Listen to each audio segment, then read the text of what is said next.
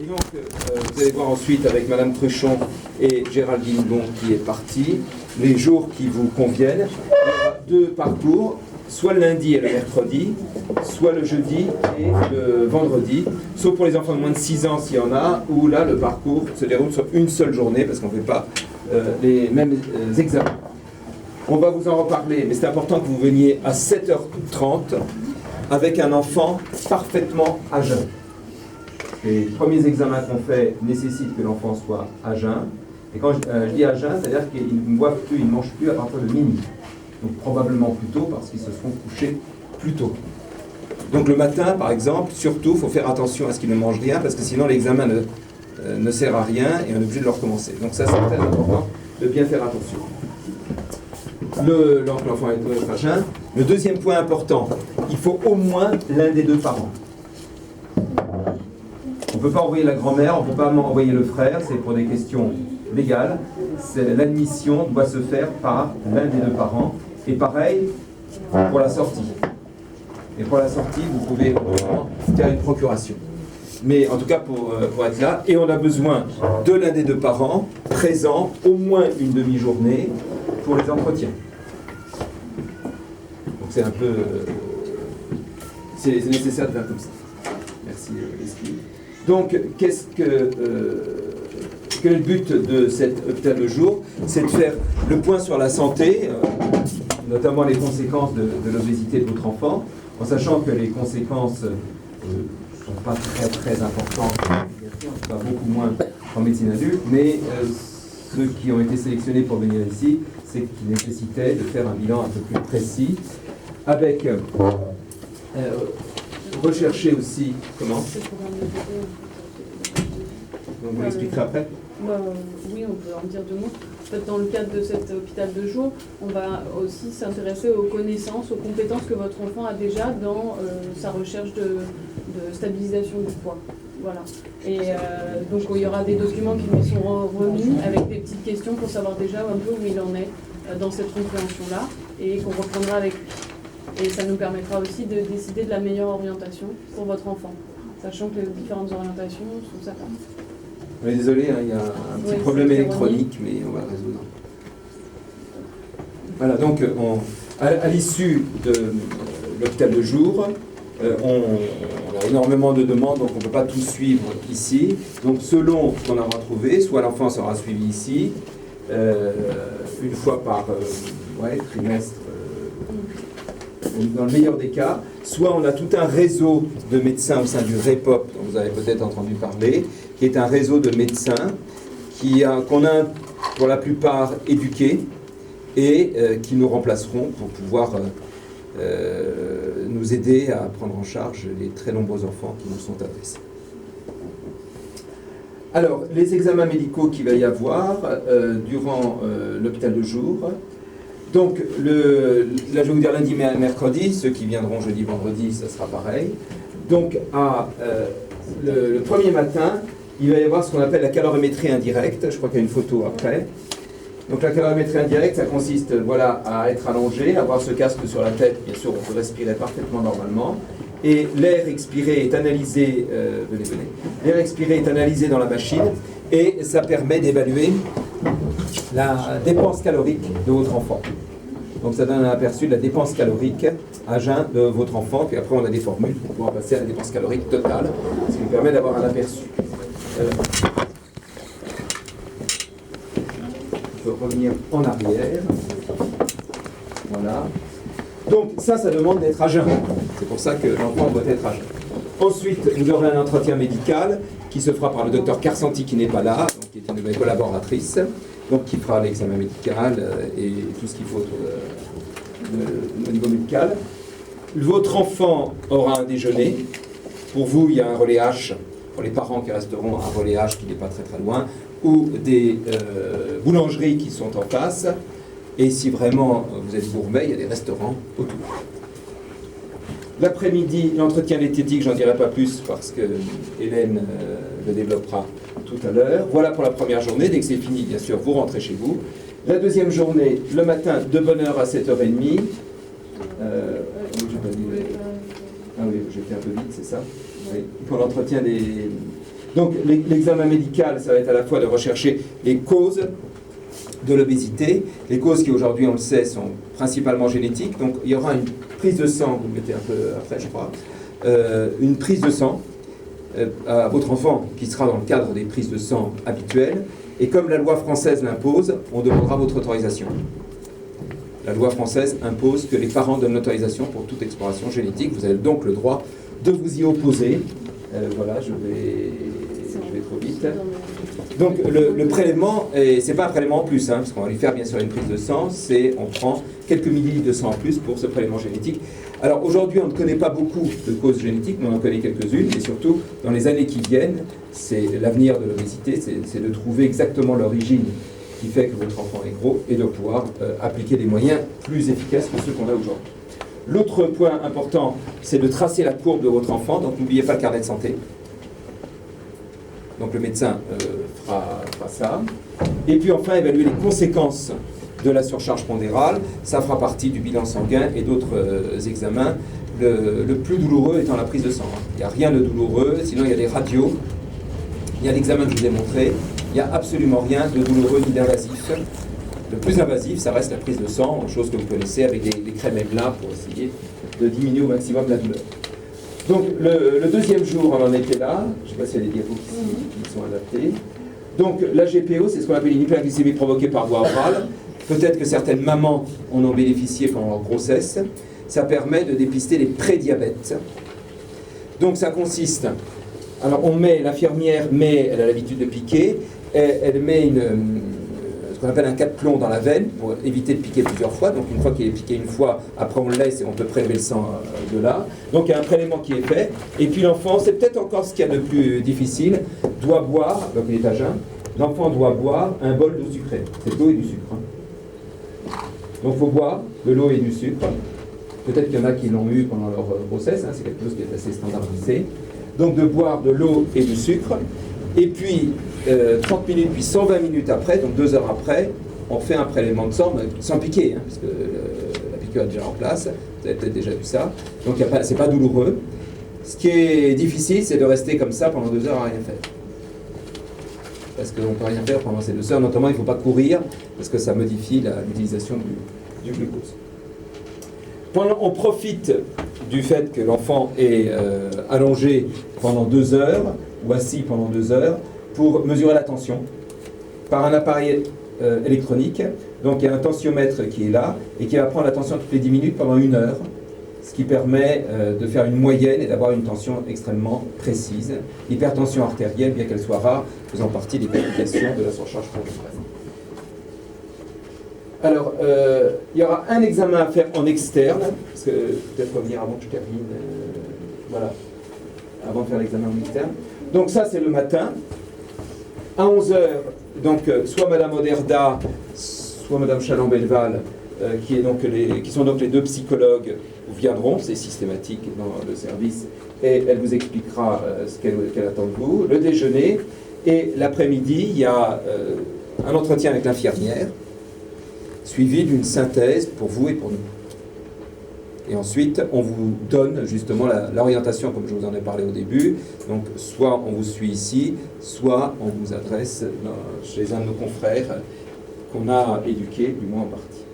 Donc, il y a un examen que vous devez faire en externe, à la Pitié-Salpêtrière, un examen gratuit, donc qui ne vous coûtera rien, qui est l'absorptiométrie biphotonique, qui est une façon, comme vous voyez ici sur la photo, de bien distinguer la graisse. C'est un appareil qui mesure ça, ce qui nous donne une mesure précise au début de la répartition. Et c'est un examen totalement indolore. Vous voyez, il suffit de s'allonger sur cette table, et l'appareil, c'est comme une radio, donc c'est totalement indolore. Il faut juste s'installer, s'allonger. Voilà, c'est tout. Donc on vous donnera, dans les documents que vous avez dû recevoir, vous avez l'adresse, vous prenez rendez-vous, ils sont au courant, et vous n'avez surtout absolument rien à régler. Alors, avant de passer la parole à Madame Oderda et à Madame Chantreau, donc on a une assistante sociale qui est Justine Hautebourg, qui est à votre disposition si vous avez des problèmes sociaux, de prise en charge, de sécu, etc. Et elle ne vient pas systématiquement, contrairement à la psychologue et à la diététicienne, mais elle est à votre disposition, il suffit d'en faire la demande. Voilà, donc Madame Oderda va parler, Madame Chantreau va parler, et ensuite Madame Cruchon avec Géraldine Bon-Enelli, Roche, vont voir chacun d'entre vous pour choisir le jour qui vous convient le mieux. Voilà. Est-ce qu'avant de donner la parole à mes collaboratrices, vous avez des questions particulières? C'est tout, hein, très bien. Aucune question? Ah, madame. Pour la sélection de jours, pour les 2 jours, là, vous avez dit, on peut être notamment avec l'enfant, mais on est nous, en tant que parents. Alors, nous, ça nous arrange quand vous êtes là, parce qu'on a besoin de vous, notamment dans l'entretien diététique, dans l'entretien psychologique, dans l'entretien médical. Maintenant, si vous avez des contraintes professionnelles, signalez-le nous pour qu'on puisse arranger, mais il y a des moments où on a absolument besoin de vous. Alors, à l'entrée, bien évidemment, à la sortie, c'est préférable, pour qu'on fasse un petit point avec vous, et pendant aussi. Donc l'idéal, si vous pouvez prendre la journée, c'est l'idéal pour nous. Maintenant, si vous avez besoin de vous absenter, vous nous le signalez. Oui, madame? Pour l'enfant de 2 ans, ça se passe de la même façon. Non, c'est beaucoup plus allégé, c'est sur un seul jour, parce qu'à 2 ans, on ne peut pas faire tous ces examens. Par exemple, rester sous la cloche, un enfant de 2 ans, ça ne reste pas. Donc là, c'est allégé, ça dure qu'un seul jour, et c'est principalement limité une prise de sang. Il faut venir quand même le matin. D'accord. Et être à jeun. Et être à jeun parce qu'on fait non pas l'hyperglycémie provoquée qui est parfois un peu plus compliqué, mais une prise de sang quand même à jeun. Voilà, donc, mais c'est nettement plus limité pour les enfants de moins de 6 ans. Donc, d'autres questions? Oui. J'ai un peu raté le début, mais j'en avais parlé. C'est juste pour savoir, du coup, c'est vous qui décidez quand les enfants viennent, ou ils sont convoqués, Vous allez voir ça avec Madame Bon, avec Madame Cruchon, Madame Roche, et je crois que ça se fait dans l'ordre d'arrivée, c'est ça. Et donc vous allez choisir vous-même. Donc c'est pour ça pour choisir un jour qui vous convienne. Il n'y a pas d'extrême urgence, donc on ne va pas vous imposer de jour, si c'est ça votre question. Vous allez choisir le jour qui vous convient le mieux. Absolument. Donc c'est le jour qui vous convient le mieux, et je crois que c'est par ordre d'arrivée des courriers, c'est ça, Géraldine, voilà. Donc vous serez appelé au fur et à mesure, à la fin de... Je vous ai une question simple. Est-ce que la conséquence de tout ça, on va donner une solution chirurgicale pour les enfants, on change le comportement des enfants pour ne pas manger trop? Alors, c'est une bonne question. Je n'ai pas été assez précis, donc merci de me donner l'occasion de le préciser. Madame Chantreau va vous expliquer ce qu'elle attend. L'objectif, bien évidemment, de la prise en charge, c'est de donner des conseils thérapeutiques qui sont principalement diététiques. Donc, Madame Chantreau vous recevra, c'est pour ça que les parents doivent être là avec l'enfant, bien évidemment, pour vous donner des conseils. Donc, ça sera un point de départ. Le médecin que vous verrez vous donnera quelques conseils pour l'activité physique. Et puis, s'il y a des éléments importants qui peuvent servir à la prise en charge thérapeutique, Madame Oderda ou sa collègue vous donneront des conseils. Donc la prise en charge débute, c'est vrai que je ne l'ai pas bien dit, ça c'est bien de m'avoir donné l'occasion de corriger, la prise en charge débute, bien évidemment, c'est un début de prise en charge. On n'est pas là uniquement pour faire des examens et vous dire au revoir. La prise en charge va débuter, c'est-à-dire que vous allez partir de cette double hospitalisation de jour avec des moyens pour essayer de faire maigrir votre enfant. Bien évidemment. Oui, non, mais je vous en prie. Du coup, vous avez dit que c'est à peu près un rendez-vous par trimestre, c'est ça? Oui, il faudrait le changer parce que quadrimestre, on va dire. D'accord. Parce qu'on est surdébordé et on n'arrive pas à suivre. D'accord. Donc, après, ça dépend aussi ce que vous souhaitez vous-même, si vous avez vous-même déjà un médecin qui vous suivait. Enfin, c'est vraiment, chaque cas est individualisé, c'est-à-dire qu'on n'a pas, comme dans beaucoup de services, des feuilles qu'on vous donne en disant la même pour tout le monde. Nous, on a une feuille, mais que Madame Chantreau adapte à chaque enfant. Aucun enfant n'a la même prescription. Chaque enfant est différent. C'est bon? Merci. Ah, Hélène, pardon. Alors, c'est moi qui prends le relais, bonsoir. Donc, pour la majeure partie d'entre vous, c'est la première fois qu'on va se voir en hôpital de jour. Et c'est une consultation qui est assez longue. Pour essayer d'optimiser ce temps, afin que la prise en charge elle soit vraiment personnalisée en fonction de votre rythme de vie, de votre conception de l'alimentation et de ce que votre enfant ou adolescent est capable d'investir. Il va falloir qu'on s'inspire le plus de votre rythme de vie et de tout ça. Donc c'est pour cette raison qu'en fait on vous a distribué un carnet alimentaire et je vous propose de vous dire un petit peu ce qu'on attend. D'accord. Donc normalement tout le monde a un carnet alimentaire, ben, on va vous en faire passer. Vous voulez bien faire passer? Vous n'en avez pas non plus? Bon, de toute façon vous allez venir auprès de Madame Bon, donc en fait on vous en donnera un si vous n'en avez pas. Ce carnet alimentaire il se déroule sur 5 jours consécutifs. Et d'emblée, si vous voulez, ça nous permet de voir comment est répartie l'alimentation de votre enfant. Alors, si vous regardez bien, il est fait, il part du mercredi, en haut à gauche il y a le jour, il part du mercredi, il va jusqu'au dimanche. Les jours ont une importance parce qu'en fait votre enfant ne mange pas de la même façon le mercredi, le jeudi, le vendredi, le samedi et le dimanche. Pourquoi? Parce qu'en fait il ne va pas toujours à l'école, il n'est pas toujours gardé par la même personne ces jours-là et le rythme de vie il est différent en fonction de ces 5 jours-là. Donc c'est important d'aller du mercredi au dimanche. Ça c'est une première chose. La deuxième chose, c'est en général, la structure des repas est faite comme ça, c'est-à-dire petit déjeuner, déjeuner, goûter, dîner. Si vous avez la possibilité, ça serait bien de mettre les horaires. Dans la deuxième colonne, ça s'intitule « Où ». Ça veut dire qu'en fait, on a obligation de savoir où mange votre enfant. Alors, pour ce qui est du petit déjeuner, on se doute bien que vous êtes chez vous. Mais dans quelle pièce? En fait, est-ce qu'il prend ce petit déjeuner dans la chambre, dans la cuisine, devant la télé, dans le salon, je ne sais où, moi, hein? Chaque famille est là. La mission de la diététicienne, c'est pas de vous dire c'est bien, c'est mal. C'est pas ça. C'est pas du tout la mission de la diététicienne.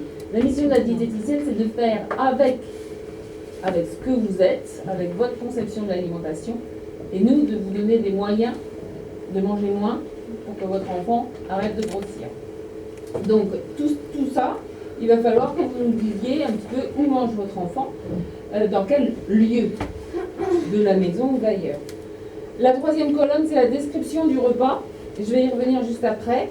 La quatrième colonne, elle s'intitule Entre deux repas. Ça pourrait également s'intituler grignotage. Hein, on sait bien que, il nous est arrivé à tous de manger entre deux repas. Là encore, la mission, c'est pas de dire c'est bien, c'est mal, t'as qu'à arrêter de grignoter, ça ira mieux. C'est pas du tout ça. C'est d'essayer de faire avec et de voir qu'est-ce qu'il y a derrière ce grignotage. Ce sont des aliments qui manquent, est-ce que c'est une raison de sensation de faim, il y a plein de raisons au grignotage, d'accord? Et en fonction de ces raisons-là, la diététicienne s'adapte pour vous donner des moyens de moins grignoter. Donc n'hésitez pas à nous mettre ce que votre enfant grignote, c'est pas... moi aussi je grignote, voilà. Donc voilà, vous mettez quand et vous mettez quoi. Et on reverra ensemble la quantité. La colonne qui s'intitule « Avec qui », c'est avec qui votre enfant consomme le repas, ou consomme le grignotage. Il peut être seul, il peut être avec vous, il peut être avec ses amis, il peut être à la cantine, voilà.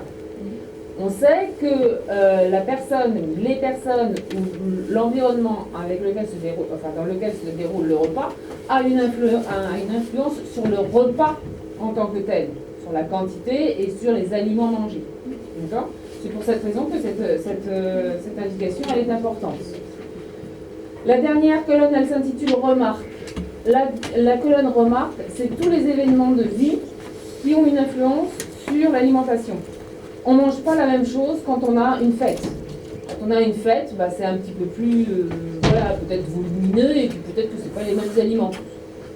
Mais c'est aussi que quand on s'est fait engueuler par le prof de maths, on ne mange pas la même chose. Voilà. Peut-être qu'il y a des choses comme ça qui ont une influence sur ce qu'on va manger. C'est un fait, vous voyez. Et on n'est pas là pour dire c'est bien, c'est mal. Encore une fois, on est là pour savoir comment on fait avec ça. Voilà. Donc ça, c'est les différentes colonnes. Maintenant, je reviens sur la description du repas. Me dire un plat et un dessert, moi, ça ne me parle pas du tout. il faut que vous rentriez dans les détails, à savoir qu'est-ce qu'il y avait dans l'assiette. D'accord? Est-ce qu'il y avait de la viande, est-ce qu'il y avait du poisson, est-ce qu'il y avait des légumes, est-ce qu'il y avait des féculents, est-ce qu'il y avait, et en quelle quantité. Donc il faut que vous me marquiez ce que votre enfant a mangé en termes d'aliments et d'essayer de donner des quantités. Alors c'est difficile d'évaluer les quantités, mais sur ces 5 jours-là, vous pouvez essayer de compter le nombre de cuillères que vous avez mis dans l'assiette de votre enfant, à savoir s'il a tout mangé ou pas. D'accord? Et là, vous faites une évaluation un peu approximative. Et moi, derrière, je reprends avec vous la quantité que votre enfant a consommée. Donc, je reprends avec ce livre-là. Et il suffit juste de savoir, voilà, là, bon, c'est facile, là, c'est des saucisses. Bon, bah, il y en avait une, il y en avait deux, il y en avait trois. Voilà, ça c'est facile. Mais sur d'autres trucs, il y a des fois, on ne sait pas trop. Donc, je vous montre ce livre-là, et vous me dites, bah, moi je me souviens, c'était plutôt cette assiette-là, ou c'était plutôt celle-ci, ou c'était plutôt entre les deux. Et moi, ça me permet de faire une évaluation quantitative. Donc, sur ces 5 jours-là, ça serait assez important que vous me disiez la nature de l'aliment, ce que c'est réellement, et la quantité. Savoir si votre enfant s'est resservi après la première assiette que vous lui avez servie. Est-ce qu'il a redemandé? Et ça, à ce moment-là, il faut que vous le mettiez dans le carnet alimentaire. Il y a des choses qui font partie de la table et qu'on a tendance à oublier dans l'évaluation, enfin dans le carnet alimentaire, c'est tout ce qui est pain, boisson et sauce. Vous voyez des sauces qui font partie de la table. Ça, c'est pareil, il faut savoir si c'est plutôt une cuillère à café, une cuillère à soupe. Vous voyez, il y a des moyens quand même de quantifier sur ces 5 jours-là, au moins. Les boissons, essayez de dire combien de verres de boissons, si c'est de la boisson sucrée. Et le pain, c'est toujours un peu délicat d'évaluer le pain. Donc sur ces 5 jours-là, essayez de bien faire attention si c'est un petit morceau de pain ou un grand morceau de pain, pour qu'on puisse essayer de bien cerner l'alimentation au total. Voilà. Est-ce que, alors pour les enfants qui sont à la cantine, les repas de collectivité en général, c'est assez varié, mais essayez juste d'avoir un œil et surtout d'avoir l'indication, est-ce que l'enfant se resserre à la cantine ou pas. Pour les adolescents, je demande à ce que ce soit l'adolescent qui fasse le carnet alimentaire, parce que les adolescents sont en général autonomes, et donc il n'y a que l'adolescent qui peut savoir ce qu'il a réellement mangé. Ce qui implique que l'adolescent soit en demande de cette hospitalisation de jour. Si l'adolescent n'est pas en demande de cette hospitalisation de jour, la prise en charge diététique va avoir très peu d'influence. Et donc, vous allez perdre votre temps, en tout cas sur le plan diététique. Donc, je vous conseille de réinterroger votre adolescent pour savoir si oui ou non il est en demande de prise en charge diététique. Voilà. Je crois que j'ai fini sur le plan diététique, sauf si vous avez des questions. C'est la première phase d'un plan, le plan diététique, c'est la première phase. Après, il y a pour les d'autres solutions envisageables. Il n'y a pas que la diététique. À quoi pensez-vous? Des opérations, des choses comme ça. Vous parlez de la chirurgie bariatrique? Oui. Ça, c'est individu dépendant et donc il faudra en parler au médecin le jour de l'hôpital de jour. Mais c'est une prise en charge diététique tout à fait différente et que je n'expose pas là ce soir. Donc je me suis trompé Non, vous vous êtes pas trompé parce qu'en fait vous pourrez en parler au médecin et à ce moment-là il vous donnera des indications voilà, sur la chirurgie si telle est votre demande. Mais la prise en charge diététique en hôpital de jour, elle est sur essayer d'avoir une action sur les quantités consommées, les quantités d'aliments consommés et sur le comportement alimentaire.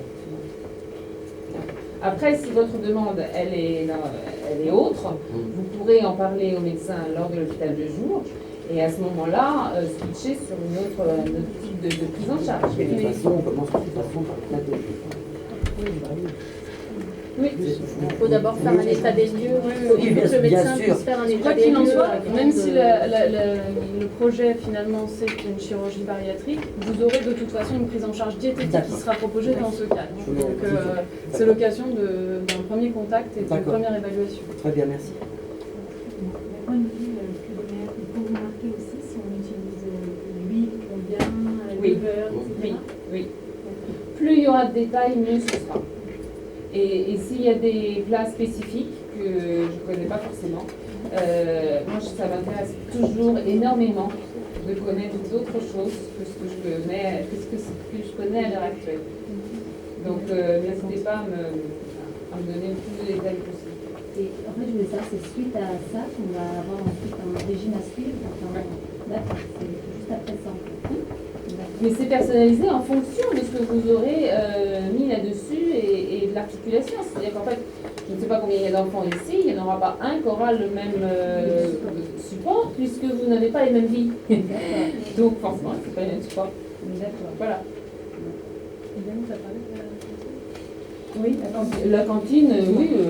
La cantine, s'ils sont en âge de vous dire ce qu'ils ont mangé, voilà, vous les interrogez. Mais je vous dis, en général, les cantines offrent un repas assez varié et équilibré. Les questions, c'est surtout savoir comment mange votre enfant. Est-ce qu'il ne mange rien du tout ou est-ce qu'il demande à être resservi? C'est plutôt en termes quantitatifs. Mais bon, je vous dis ça, vous pouvez avoir le renseignement. Même pour les plus petits, vous pouvez demander aux dames de cantine quel comportement il a à la cantine. Tu manges à la cantine? Ça se passe bien à la cantine? T'aimes ça la cantine? Bon, oui. Et tu te reçois au patron?